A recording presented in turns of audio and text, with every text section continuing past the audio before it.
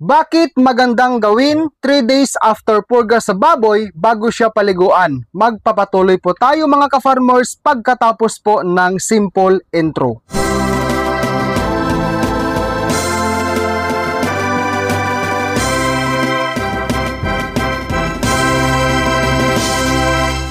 Hi guys! Good morning, good afternoon, good evening, anumang oras kayo dyan nanonood ngayon sa simpleng video na ito.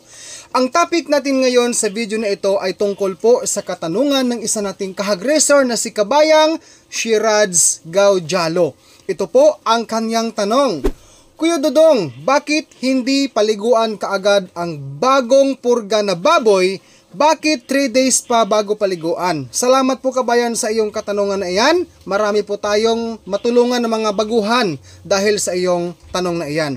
Bago tayo magpatuloy, disclaimer lang po muna.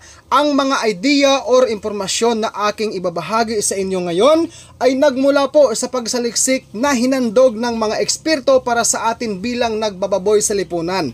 Siyempre po sa mga expert dyan, mabuhay po kayo. At kung ikaw po guys ay hindi pa ho nakapag-subscribe, kindly subscribe now and hit the bell ring for more upload. Thank you so much. Beginners, ganito yan. Ang payo ng mga eksperto, mahalaga daw na palilipasin muna ang 3 araw pagkatapos nating nagpurga sa ating mga alagang baboy bago sila pwedeng paliguan dahil sa mga sumusunod na rason or kadahilanan. Rason number 1. Para maiwasan daw ang stress. Ang pagpapaligo ay maaaring magdudulot ng stress sa mga baboy, lalo na kung katatapos lang nagpurga sa baboy. Ang stress ay pwedeng magdulot ng mga problema sa kalusugan ng baboy. Rason number 2. Para maiwasan ang impeksyon. Ang mga baboy ay mas madaling magkaroon ng impeksyon pagkatapos ng pagpurga.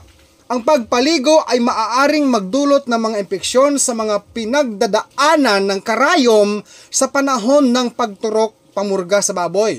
Rason number 3. Pagpapagaling ng mga sugat. Ang pagpurga ay maaaring magdulot ng mga sugat sa baboy. Ang pagpapaligo kaagad ay pwedeng magdulot ng mga impeksyon sa mga sugat at magpapabagal sa paggaling nito. Rason number 4. Para maiiwasan ang pagkakaroon ng mga problema sa balat ng baboy.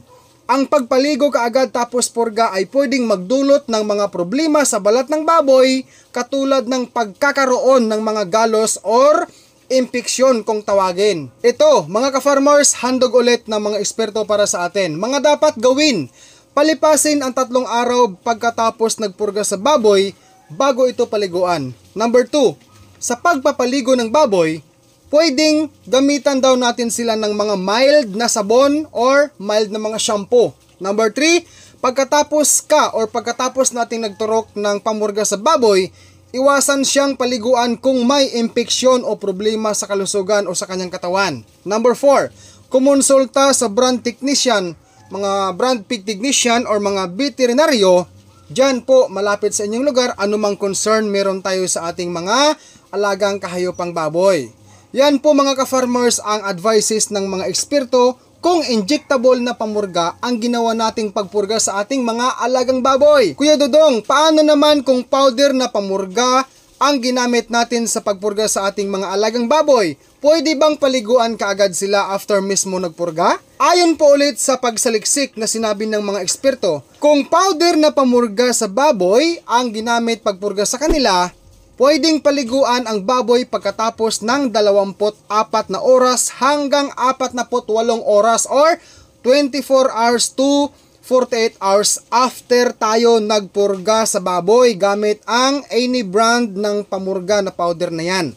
Ngunit, importante pa rin na susundin natin bilang hagreser ang mga tagubilin or rekomendasyon. Number 1, dapat sundin ang mga tagubilin ng manufacturers ng powder na pamurga sa baboy na ating ginamit. Number 2, siguraduhin na ang baboy ay walang masamang epekto ng pagpurga. Number 3, huwag paliguan ang baboy kung may problema or impeksyon sa katawan. Number 4, pwede pa rin gumamit ng mga mild na sabon at mild na mga shampoo sa panahon na tayo ay nagpaligo sa kanila. Number 5, huwag kalimutang kumonsulta pa rin sa mga brand pig technician at veterinaryo kung may iba pang concern tungkol sa pag-alaga ng baboy. Number 6, Dagdag pa ng mga eksperto, 3 to 5 days pagkatapos ng pagpurga ay ligtas na paliguan ang baboy. Number 7, isang linggo pagkatapos nagpurga sa baboy ay pwede na siya paliguan araw-araw.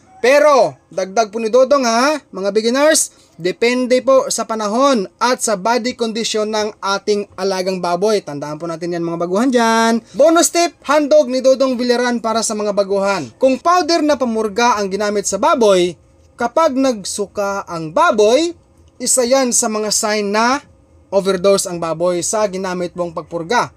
Dahilan siguro na sobrahan natin paggamit, no?